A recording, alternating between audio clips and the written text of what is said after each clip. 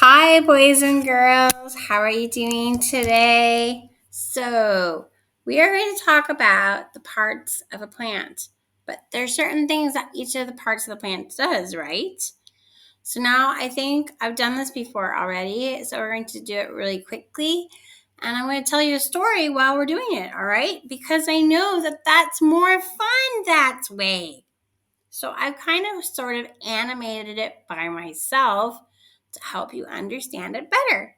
Shall we get started? Great. Okay, so here is our plant and our most beautiful plant. And in this plant, we have four different parts to this plant. Okay, can anybody tell me what this part of the plant is called? These little doodads down here? Anybody? Yeah, they are the roots. They're roots. Does anybody? Then where does it go? What's this part called here? Where do you think it goes then? The stem? You're right. It's called a stem. But what does the stem do? What's the stem's job? Can anybody tell me what the stem's job is? It carries the water. Yes, you're right, because from the roots, it goes into the stem, right? It carries some of the water so it can go towards the plant. But what else does it do? What do your bones in your body do for you? What do they do? Can you feel those bones inside there? What do they do for your body? They keep it from being a big blob, right? They hold you up. So a stem with the help of the roots, but the stem mainly is really strong because it holds the flower or the plant up.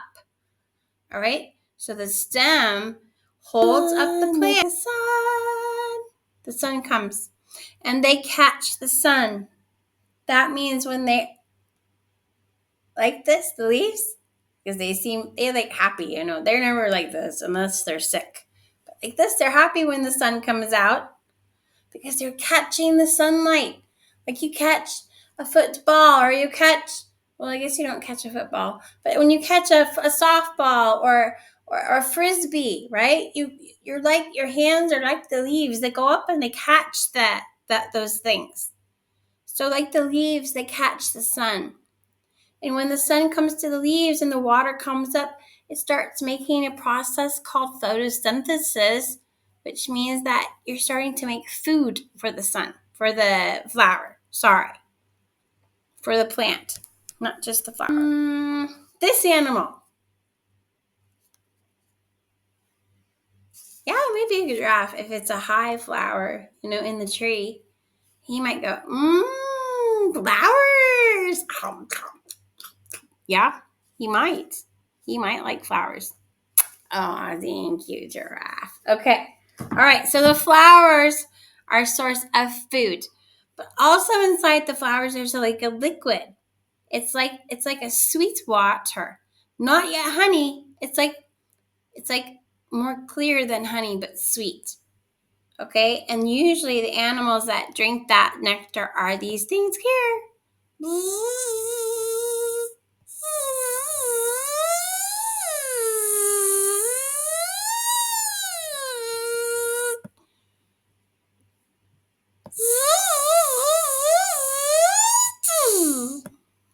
Yummy! So the bee, he'll sit on the flower and he'll with his little. He jumps on the flower, drinks the flower water, which is called nectar, and the little fuzzies that get on his body allow him to take those fuzzies to each flower, and it drops on the ground and makes more flowers. Bye, bee. Bye-bye. Bing. Okay, so that's it, boys and girls. I hope you learned a lot about flowers this time. Maybe more than you learned about flowers before. What do you think? Okay, we'll see you later. Bye. Love you. Bye.